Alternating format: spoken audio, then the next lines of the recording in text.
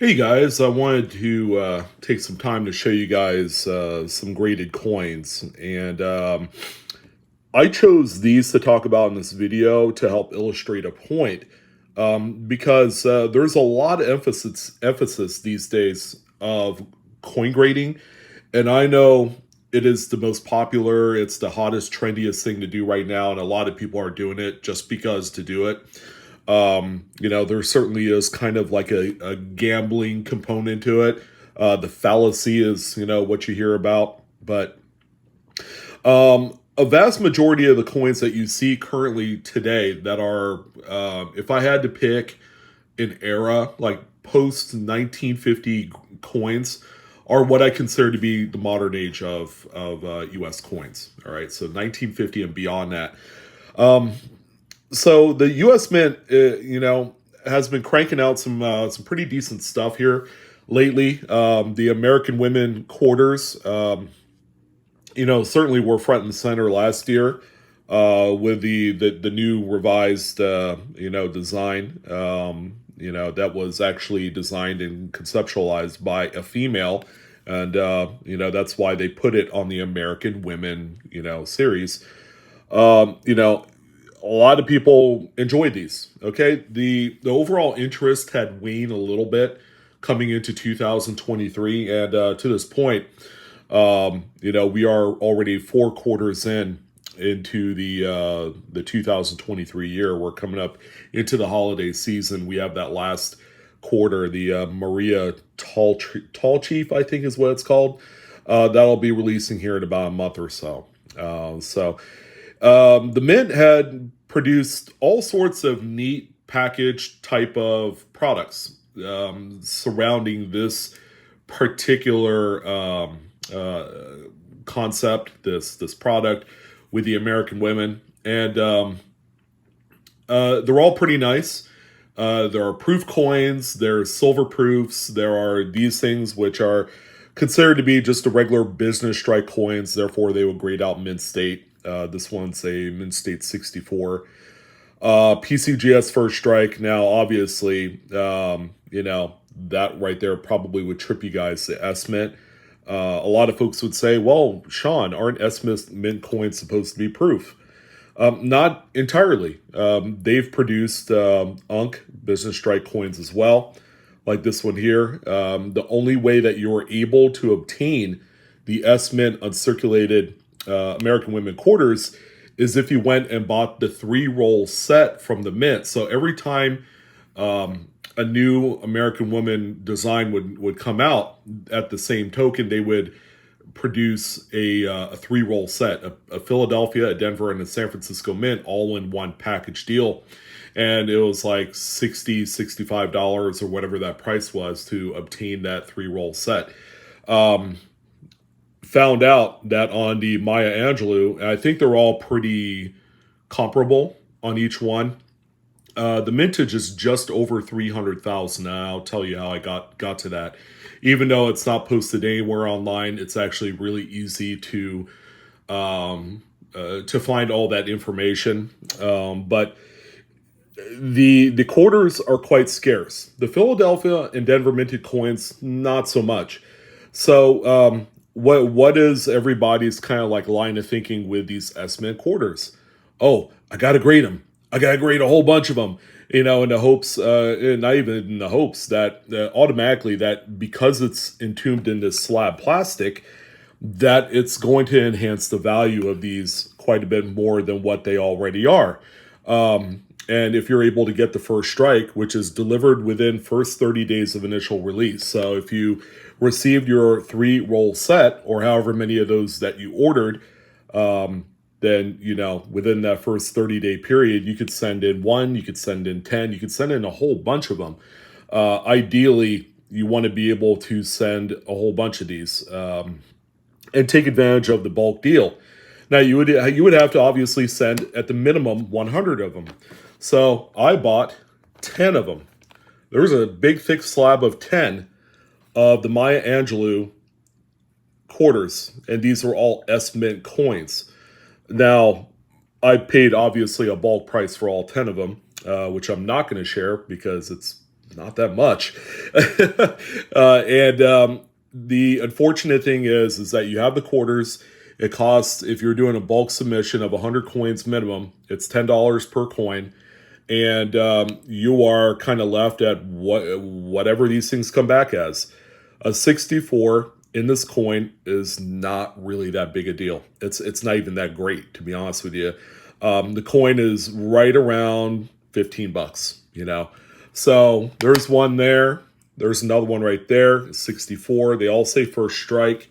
The person I bought this from had over 100 of them and had sold these in lots of 10, and that's how I was able to get a whole bunch of them in one go around. So there's another one right there, 64, and they were all 64s, guys. And as clean as the coins look, like if you look on this one here, it has a little bit of a bag mark or just a contact mark right here in front of Maya's dress area. And then also you have a couple little hits here on these rays. The obverse where George Washington is has taken quite a bit of a beating. So there are a few coins that just has a lot of contact marks because it's a feature of the coin that sits quite a bit off of there. They call it a high relief type of look to it. It's like this one, if you looked at this, and again, this is where you guys are going to have to try and be a little bit more strict on your grading skills. You see all this chatter right here on a very high point of the coin. It's almost like a bullseye for these things. So is the cheek. This cheek is all scraped up here. So, yeah, the only reason why I would even consider sending these is if I did the bulk submission, you know, and, you know, it's just crazy to think that someone would grade so many of these. I'm not calling this person out specifically because I like the guy. He's a great dealer in our network. But you could see that, you know, these coins aren't of the highest quality, even though they came from the mint. And they all graded 64. Can you imagine just sending out 10 of these and then being a slave at paying that $25, $30 per coin because he didn't do a bulk submission? That would be crazy. Out of 10 coins, man, that would be $300 plus, you know? And not to mention the fact that if you think that these things are going to come back, you know, that top pop, like 67 plus, 68, which is kind of where you need to be on these for it to make sense. I mean, you really are in for a rude awakening with these things. So, you know, as far as a lot of the US Mint product that's not a proof or some of those special strikes where they're kind of like white gloved, you gotta be absolutely careful, guys, because this could be a rabbit hole that'll end up costing you hundreds, if not thousands of dollars. All right, so I'm going to put this big old towering stack aside here because I wanted to show you the data on the US Mint website. Okay, so this is the Mint website. If you go to the US Mint right here and then go to About, you're going to see a section where it says Production and Sales Figures. And I simply just click on that. All right, you can do cumulative sales figures, which is what this is. But there's going to be 3 years worth of product that you can look through to see what exactly, how many of each quantity of types of sets or single coins or what have you sold all the way up to the period of when they put those out of service. Because obviously they're going to try and sell coins from the previous year to the current year. So if you went on the US Mint website, you're going to see just through a little search that they're still selling 2022 coins. So I actually went and I highlighted the one with the Maya Angelou. I think I did. No, I didn't. So if we go back up here, so we're here at the 3-roll set. So we just have to go to Maya Angelou. So this is the one right here, the PDNS 3-roll set. This is the only product right here, ladies and gentlemen, that you could order in order to receive the S-Mint roll. It wasn't sold separately. They weren't sold in bags. They weren't sold as singles. You had to order the PDNS 3-roll set. $7,500 588 total sets were made. So that's a really good number right there to use in order to get the mintage figure for this coin. And seeing as how you ordered a full roll, there's 40 coins. So what you would do is you would take the 7,588, multiply that by 40, and that would be your final mintage, which comes out to just over 303,000. Quite scarce, very low, but keep in mind, folks, that these coins right here never circulated, all right? Every single one is going to be in mint state condition in some regards. I think mint state 64 seems to be kind of like the more common grade for these things. So let this be a little reminder, a little lesson to you, okay? Just because it comes from the mint doesn't mean it's going to guarantee you the best absolute grade.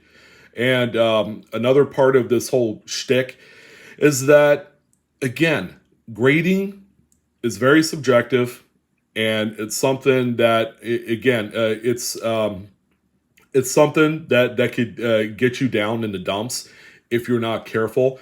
I've personally submitted those $1,000 orders and have struck out. All right, and this is coming from me. I'm giving you guys a hard knock lesson here with these things. Because it comes from the U.S. Mint, it does not guarantee anything, all right? You could go ahead and send these things off if you want, but I'm telling you, you really have to dig down deep and use your grading skills. And I'm hoping that through the first year or two of your journey through numismatics, you're going to be able to take some time to cultivate that education when it comes to grading, all right? God knows there's a lot of various websites that you can use at your leisure to help you along in all this. So that's what I wanted to talk about. Thank you guys again for tuning in on this video. It sure was a pleasure. And if you guys have questions, go ahead and post them down below in the comment section. And that's going to go ahead and do it. So you guys take care, keep on collecting, and don't send off all of your US Mint product right away. All right, I'll see you guys later. Take care.